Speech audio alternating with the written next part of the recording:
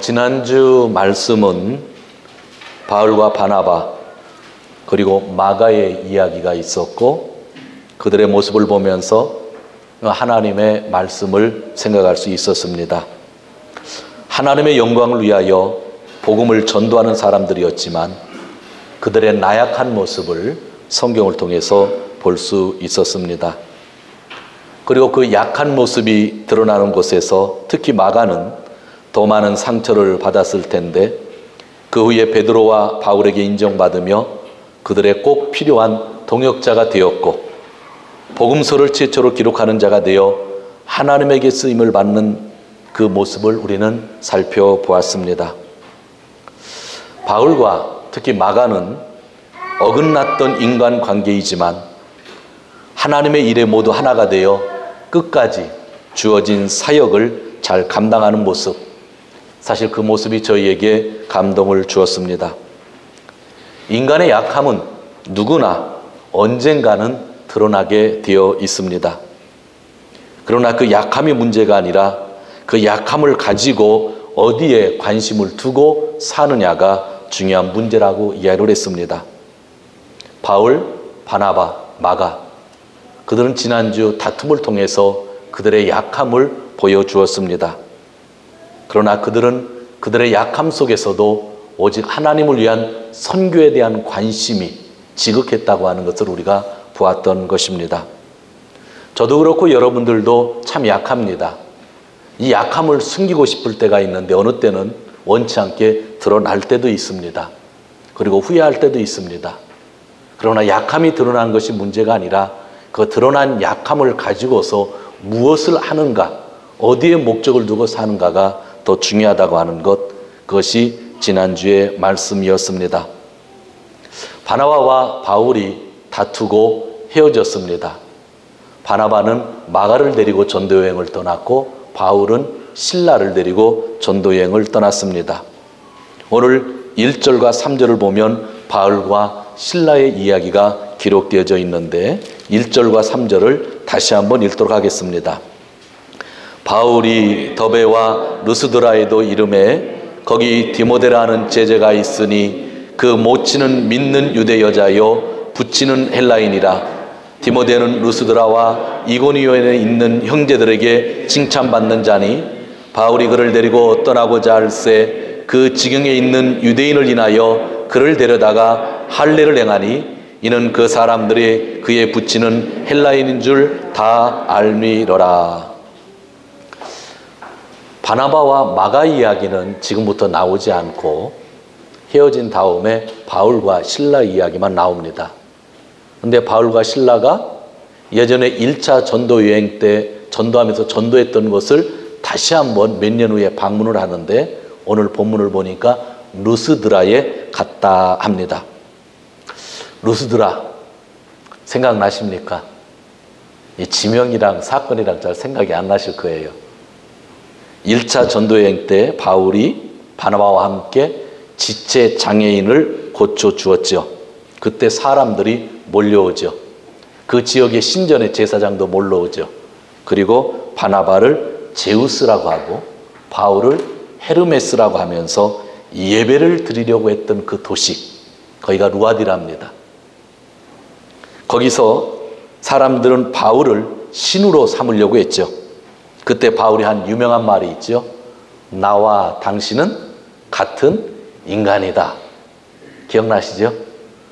사람들이 달려오면서 제우스라고 하고 헤르메스라고 하니까 그는 그 자리에서 나는 당신과 같은 인간이다. 그렇게 이야기를 했던 것입니다.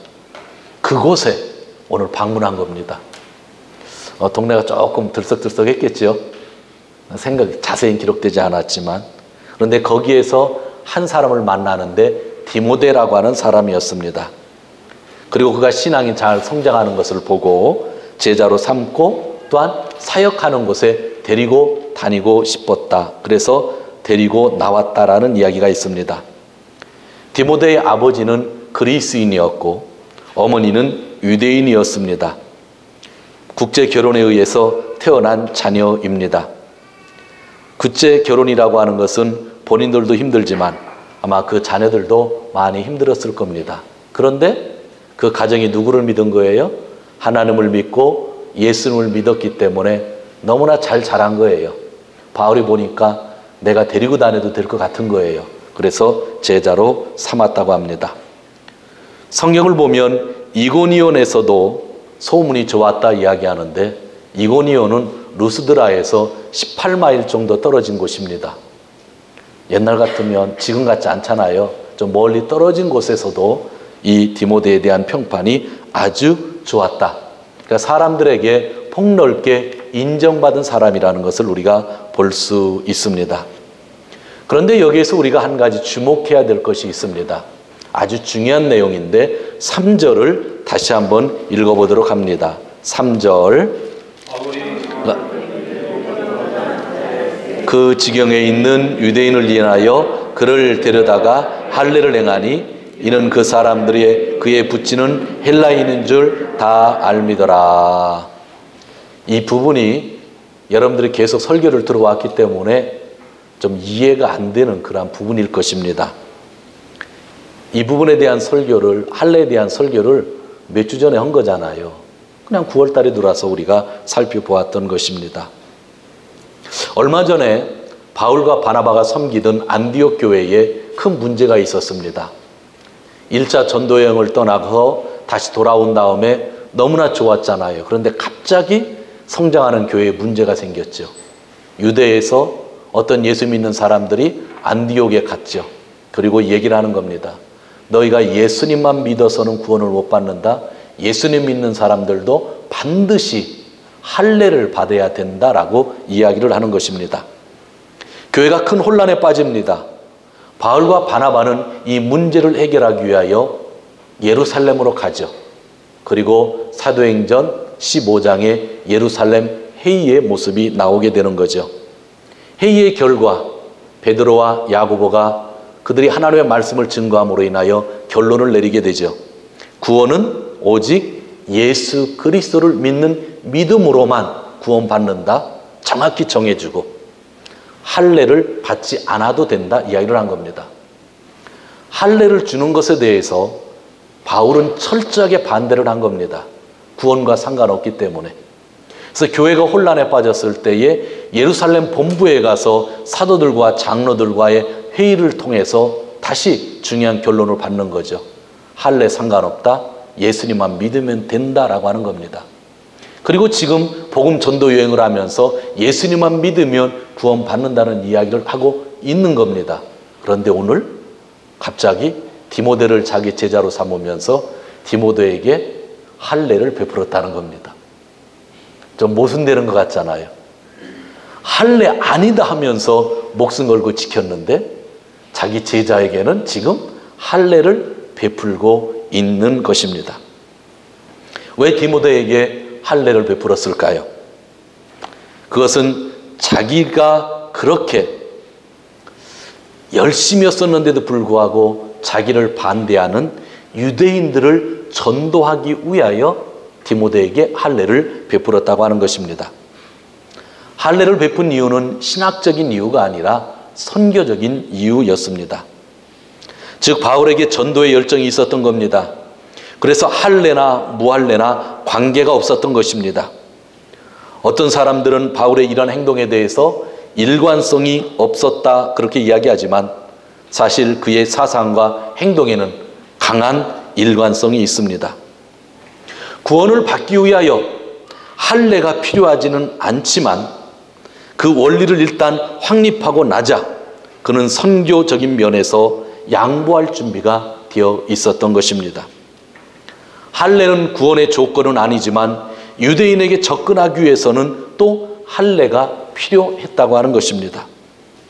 바울은 하나님의 뜻에 합당하게 영혼 구원의 모든 것을 집중했던 겁니다.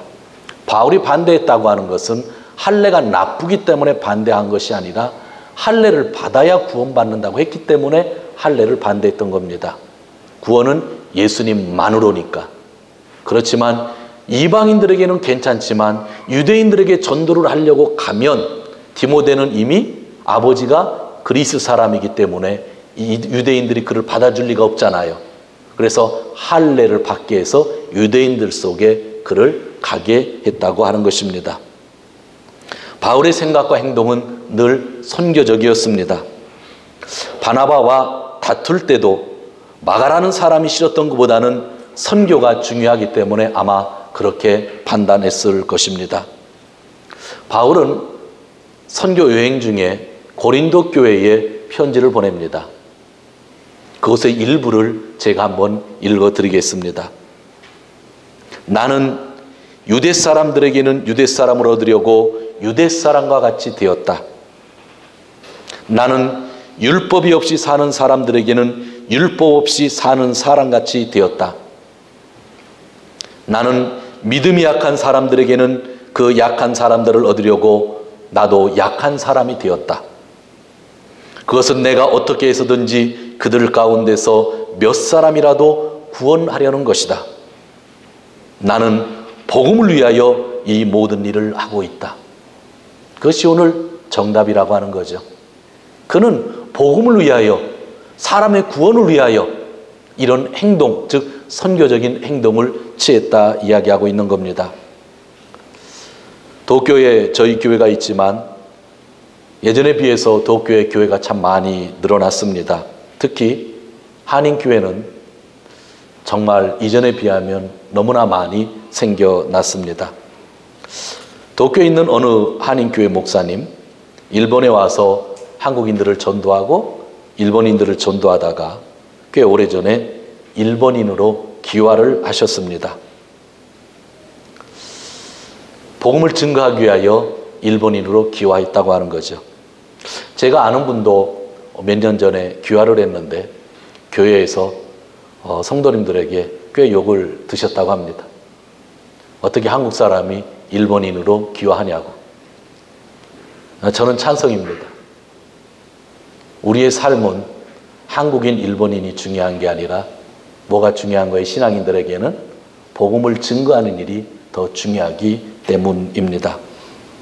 오늘 사도 바울은 그런 걸 얘기하는 겁니다. 할례를 그렇게 반대해 왔는데 구원을 위해서 디모데에게 할례를 베풀었다고 하는 것 단순합니다. 복음을 위하여, 선교를 위하여 그러한 일을 했다고 하는 것. 이것은 오늘 우리가 교회 일을 하면서 이 부분을 마음에 잘 담아야 올바른 교회로 우리가 세워나갈 수 있다고 하는 것입니다. 그의 삶의 기준은 오직 복음을 위한 선교적 관점이었습니다.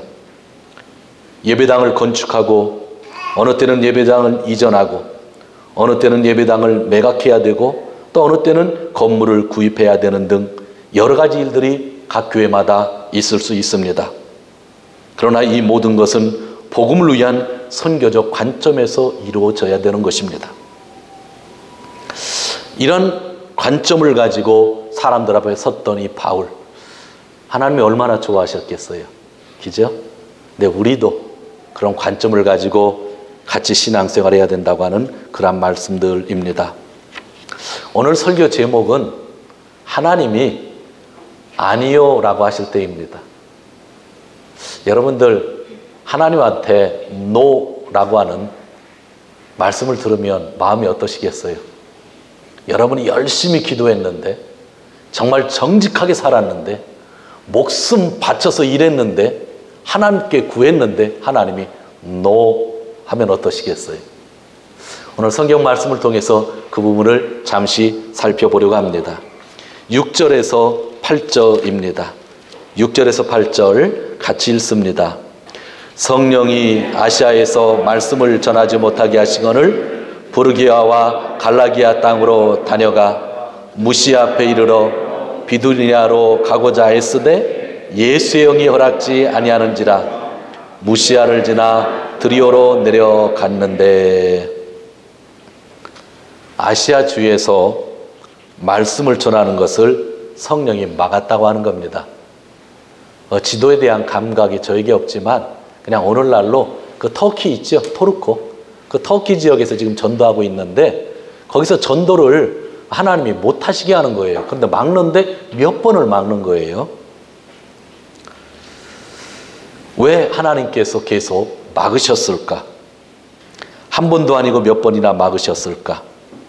나쁜 일을 하는 것도 아니고 좋은 일을 하는 것이며 하나님의 선교 명령에 순종하는 것인데 하나님이 막고 있는 것입니다. 사랑하는 성도 여러분, 우리도 가끔 개인적으로 경험할 때가 있지 않습니까? 우리의 삶도 가끔 막히는구나 그렇게 생각할 때 있지 않으십니까? 내가 나쁜 일을 하다가 막히면 정신이 번쩍 나는데 좋은 일을 하다 막히면 하나님의 명령을 받아서 그 길을 따라가다가 사명을 감당하다 막히면 정말 힘듭니다. 그런 거예요. 이게 나쁜 길인 줄 알고 가다 막히면 아이고 하나님 감사합니다 하고 돌아와요. 그런데 하나님 뜻대로 살면서 하나님이 허락하는 대로 하면서 복음 전도를 하는데 정말 생활도 깨끗하게 하는데 말씀 믿고 가는데 이 막혀버리면요 참 힘든 그런 마음을 가진다고 하는 그런 이야기입니다. 왜 하나님께서 막으실 때가 있나요? 그것은 하나님이 더 큰 뜻이 있을 때인 것입니다. 9절과 10절을 보면 그것이 기록되어져 있습니다. 9절과 10절 같이 읽도록 합니다. 밤에 환상이 바울에게 보이니 마케도니아 사람 하나가 서서 그에게 청하여 가로되 마케도니아로 건너와서 우리를 도우라 하거늘 바울이 이 환상을 본 후에 우리가 곧 마게도니아로 떠나기를 힘쓰니 이는 하나님이 저 사람들에게 복음을 전하라고 우리를 부르신 줄로 인정함이로라. 아멘. 환상 중에 마케도니아 사람들이 와서 도와달라 손짓을 하죠. 여러분들 그 지도에 강하신 분들은 대충 아는데 터키의 큰 나라잖아요. 그 밑에가 지중해죠. 지중해 연안에는 이스라엘도 있고 터키도 있고 그리스도 있고 이탈리아도 있고 밑에는 이집트도 있고 그죠? 그런 나라들이 다 튀니지도 있고 지중해 연안이죠. 근데 지중해 연안에서 예전에 러시아 도로 가려고 하면 큰 바다가 하나 있는데 호수 같은 바다 흑해라고 있죠. 그 흑해랑 지중해랑 연결된 곳을 에게해라고 합니다. 거기를 지금 건너오라는 거예요. 유럽 쪽으로. 그러니까 지금은 아시아에서 복음을 전하고 있는데 마케도니아 즉 유럽에서 손짓을 하는 겁니다. 에게해를 건너와라 건너와라 그런 이야기를 하는 것이죠. 오늘날의 유럽입니다. 물론 당시에는 아시아와 유럽의 경계가 없었겠죠. 왜냐하면 그 지역이 한 나라에 의하여 즉 로마에 의하여 통치를 받았기 때문입니다. 그러나 오늘날 우리의 관점으로 보면 하나님은 아시아 지역뿐만 아니라 유럽 선교에 대한 마음, 세계 선교에 대한 마음을 가지고 계셨던 것입니다. 유럽에서의 전략적 전도에 대해 바울은 의식하고 있지 않았지만 하나님의 뜻은 그 유럽 세계 전도에 대한 뜻이 있었다고 하는 것입니다. 성령님은 이 유럽을 통하여 복음이 아프리카, 또 아시아, 북아메리카, 라틴 아메리카, 오세아니아에게 퍼지게 하시려는 계획이 있었다는 겁니다. 이 뜻 때문에 하나님은 아시아에서의 전도를 막으시고 더 끝은 뜻을 위해서 유럽으로 오라고 하였던 것이죠. 그때 하나님이 바울의 활동에 대해서 처음에 노라고 하셨던 것입니다.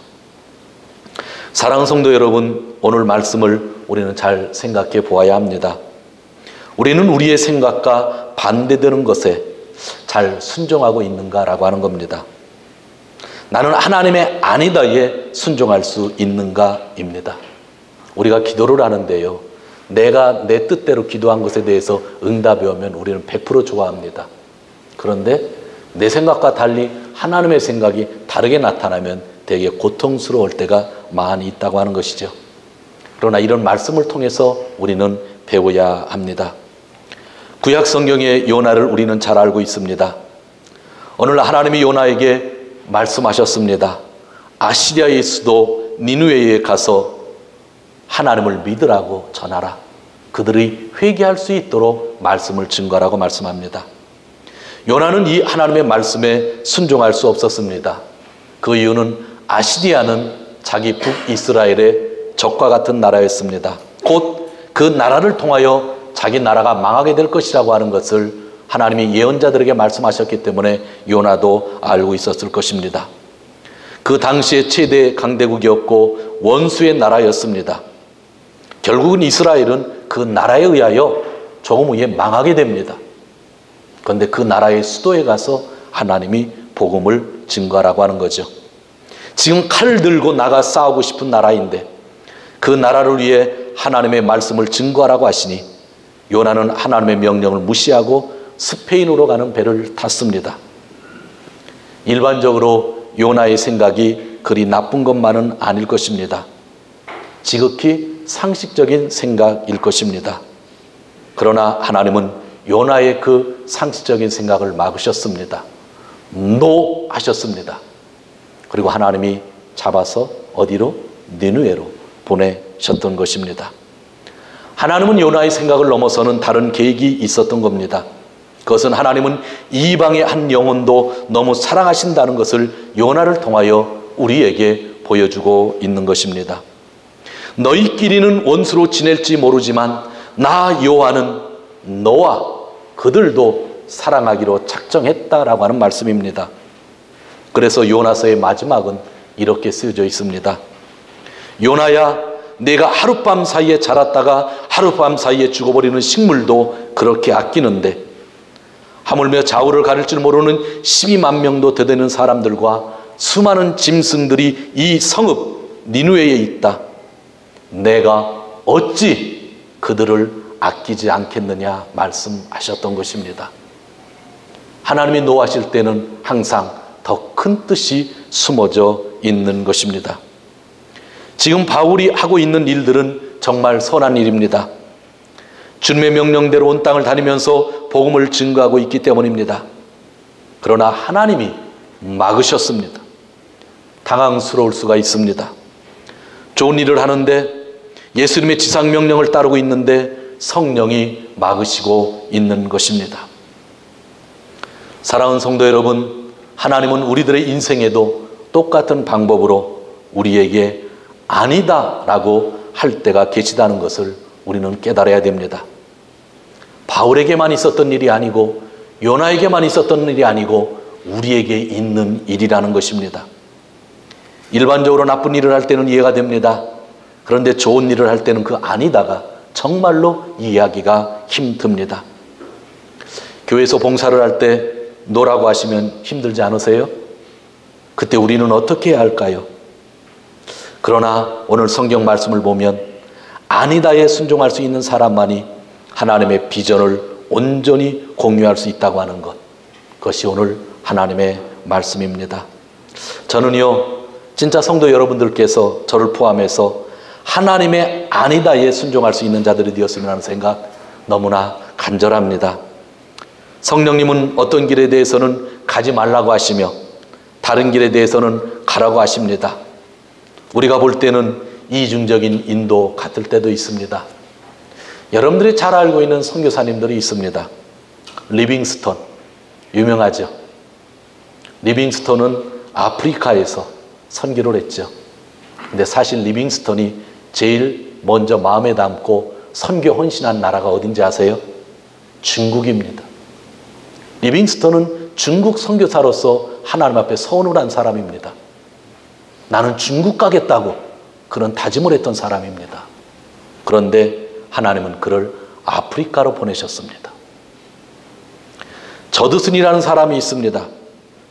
그는 먼저 인도의 선교사로 파송되었는데 후에 그는 버마로 가서 버마에서 하나님 나라의 복음을 증거하였습니다. 어쩔 수 없는 일들이 우리에겐 너무나 많이 있습니다.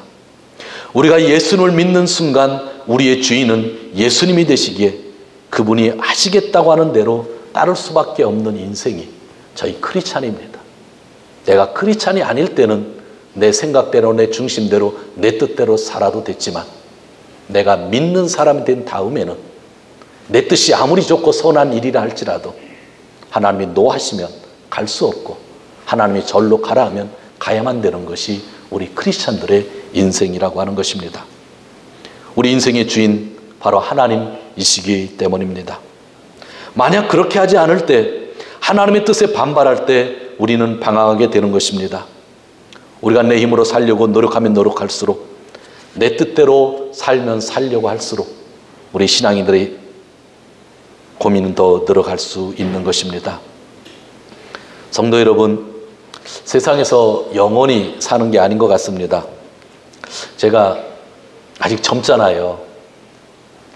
그런데 저는 신학교를 나왔을 때에 고등학교 졸업하고 신학교 가고 군대 나와서 현장에 가니까 한국 나이로 27입니다. 한국 나이로 27이면 생일이 안 지났으니까 만으로 25입니다. 그때 제 소원은 나이 좀 먹었으며 시골에 가서 교회를 개척해서 전도를 하는데 나같이 젊은 사람이 하나도 없는 거예요. 그러니까 아무리 전도사라고 열심히 일하려고 해도 그 말이 잘 안 통하더라고요. 야, 30이 넘었으면 내가 33살만 돼도 진짜 더 열심히 할 텐데 했던 시절이 있어요. 그런데 지금은 이제 50대 이제 중반으로 가는데 큰일 났어요. 좀 지나면 60 넘을 테고 조금 지나면 70 넘을 텐데 이제는 젊은 게 참 좋은데 왜 젊었을 때 그 축복을 몰랐을까라는 생각을 했어요. 이 자리에는 저보다 젊으신 분이 있고 또 연세 많으신 분들이 있어서 죄송하지만 그런 마음이 들더라고요. 요즘에 좀 느껴요. 세상에서 영원히 살 수 있는 것은 아니구나, 그런 생각을 해봅니다. 자기가 노력했다고 모든 결과를 얻는 것도 아니구나 하는 그런 생각도 해봅니다. 사도행전에 나오는 선교의 모습을 보면 선교의 주체는 성삼위 하나님이십니다. 선교는 영혼 구원에 대한 하나님의 마음이 있으시고 예수님의 십자가의 복음이 있으시고 성령님의 활동이 나타나 있습니다. 우리는 성령이 하시는 일에 인도하심에 오직 순종할 뿐입니다. 우리는 성령의 활동하심에 협력하는 사람들입니다. 이 협력자가 절대로 주인이 될 수 없다고 하는 것, 오늘 성경이 저희들에게 주시는 말씀입니다. 사랑하는 성도 여러분, 노예도 아니요라고 하는 말에도 하나님의 말씀이라고 한다면 순종할 수 있는 귀한 사역자들이 되었으면 하는 생각 간절합니다. 그리고 믿어야 할 것은 그 노예, 하나님의 놀라운 계획과 더 큰 비전과 축복이 숨겨져 있다는 것입니다. 절대로 노라고 하는 이야기를 들었다고 해서 힘들어할 필요 없죠. 인생 끝가는 날까지 실망할 필요도 없습니다. 우리는 하나님의 사람들이기 때문입니다. 지금 이 시간 인생의 답을 모르고 힘들어하고 계시는 분이 혹시 있지는 않으십니까? 주님의 부르심에, 주님의 손길에 지금의 현실을 감사로 응답하시고 아멘으로 순종하여 참 자유를 얻으시기를 주님의 이름으로 먼저 축원드립니다. 말씀을 좀 정리하려고 합니다. 사랑하는 성도 여러분, 하나님은 비록 노 하실 때가 계시지만 우리를 결코 버리시거나 망하게 하시지 않습니다. 절대로 잘못되게 하시지 않습니다. 요셉이라는 사람을 지난주 수요예배 말씀을 준비하면서 오랫동안 생각해 보았습니다. 요셉은 아버지의 사랑을 극진히 받으며 살았습니다. 그는 꿈을 꾸는 사람이었는데 그 덕분에 형들에게 미움을 받았습니다. 그 미움의 결과 요셉은 이집트에 팔려왔고, 그러나 이집트에서 열심히 일하면서 살아서 인정을 받았는데 주인집 부인 때문에 미움을 사서 다시 감옥에 갇히게 됩니다. 감옥에 갇혀 있는데 왕의 술 맡은 관원이 그 감옥에 들어오게 됩니다. 그가 꿈을 꾸었을 때 꿈을 해몽해 줍니다. 그런데 분명히 성경에 나오지만 우리는 그 말씀을 별로 집중하여 보지 않았던 구절이 하나 있습니다. 그것이 40장 15절인데 거기서 요셉은 그 술 맡은 관원장에게 그 감옥에서 이런 이야기를 합니다. 나는 히브리 사람의 사는 땅에서 강제로 끌려온 사람입니다. 그리고 여기에서도 내가 이런 구덩이 감옥에 들어올 만한 일은 하지 않았습니다. 이야기하면서 술 맡은 관원장에게 당신이 풀려나가면 나를 구해주시오라고 이야기합니다. 요셉은 마음속에 있는 상처를 이야기하고 있는 것입니다. 그리고 빨리 이곳에서 나가고 싶다고 이야기하는 것입니다. 나는 억울하게 끌려와서 또 억울한 일을 당하고 이렇게 억울하게 살고 있는데 나는 정말로 잘못한 것이 없다, 하나도 없다. 그는 그렇게 나가고 싶었고 그 관원장에게 빼달라고 부탁까지 했습니다. 그런데 함께 하시는 하나님은 침묵하셨고 그 일에 노하셨습니다. 그렇게 울부짖었는데 요셉은 2년 후에 감옥에서 나가게 됩니다. 사랑하는 성도 여러분, 바울 그는 선교사였습니다. 그래서 열심히 선교를 했습니다. 그런데 하나님이 그 선교하는 일에 대해서 몇 번이나 아니다 라고 하는 겁니다. 사람이 막으면 순교할 각오가 되어 있는 자입니다. 사람이 돌을 던지면 맞고 거의 죽을 뻔한 적이 많이 있지 않습니까? 그는 사람이 맞고 죽인다고 해도 그 길을 가는 사람이었습니다. 그런데 성령께서 노라고 하시는데 몇 번이나 노라고 하시는 것입니다. 그러나 바울은 그 노에 순종했습니다. 그리고 유럽으로 부르실 때 그는 순종하고 나아갑니다. 사랑하는 성도 여러분, 우리는 우리의 인생에서 예수만을 생각하기에 힘든 것이 아닐까요? 이 세상이 나의 중심으로 움직이길 늘 원하기에 나의 마음이 상하는 것은 아닐까요? 우리는 오늘 이 자리에 있기에 이 자리에 있는 우리가 중심인 것 같지만 우리는 극히 일부분에 지나지 않는다는 겁니다. 오늘 이 아침에 일본 안에서 8,000교회 교회가 이 시간 예배하고 있고 우리는 그 가운데 하나일 뿐입니다. 나가 없으면 회사 일이 잘 안 될 것 같지만 내가 다른 회사로 옮겨도 또 퇴직을 해도 그 회사는 잘 되기만 하는 현실을 우리는 잘 알고 있죠. 어느 때는 내가 그 회사에서 열심히 일하고 능력을 인정받지만 그 회사가 문을 닫을 때도 있습니다. 지난주 아이폰에 대한 뉴스가 일본에서 참 많았습니다. 2007년 아이폰이 생겨난 지 10년이죠. 저도 아이폰을 일찍 썼는데 2008년에 나왔던 3G를 썼으니까 꽤 오래전에 썼죠. 근데 마음에 안 들어서 그냥 바로 바꿨지만 10주년이 되면서 아이폰 8이 나왔고 아이폰 10이 나왔다고 합니다. 스티브 잡스라고 하는 사람이 아이폰을 처음에 개발해서 세상에 내놓았던 사람이죠. 애플사의 회장이었으니까. 그 사람이 죽고 지금 팀 쿡이라는 사람이 최고 경영자가 되었을 때에 수많은 사람들은 애플사는 더 이상 성장이 되지 않을 것이라고 했는데 스티브 잡스가 없어도 그 회사는 지금 잘 나가고 있습니다. 제가 무슨 이야기를 하려고 하는 것일까요?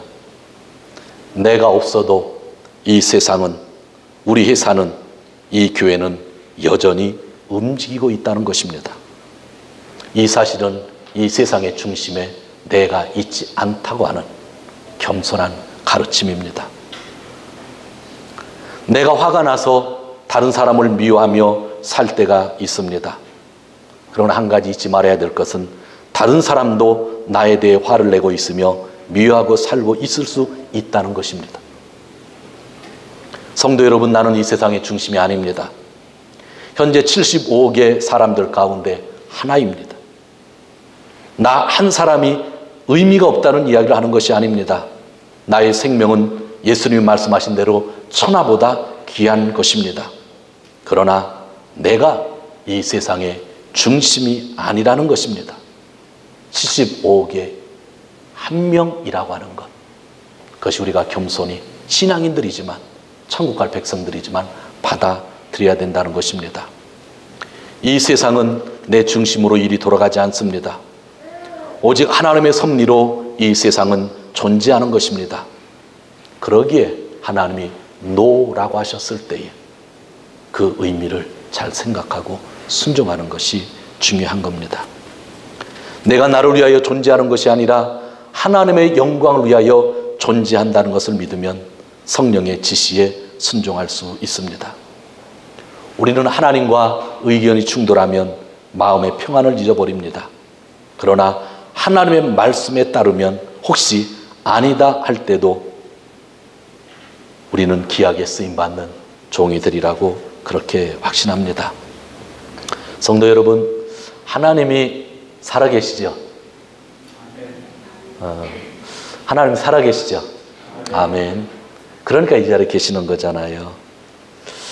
하나님이 살아계시니까, 영원히 살아계신 하나님이 우리에게 노하실 때도 있다는 것. 물론 예수 하실 때가 더 많으시겠죠. 그러나 기억해야 될 것은 우리의 삶에 있어서 노, 예스, 사실은 그것보다 더 중요한 게 있죠. 뭐예요?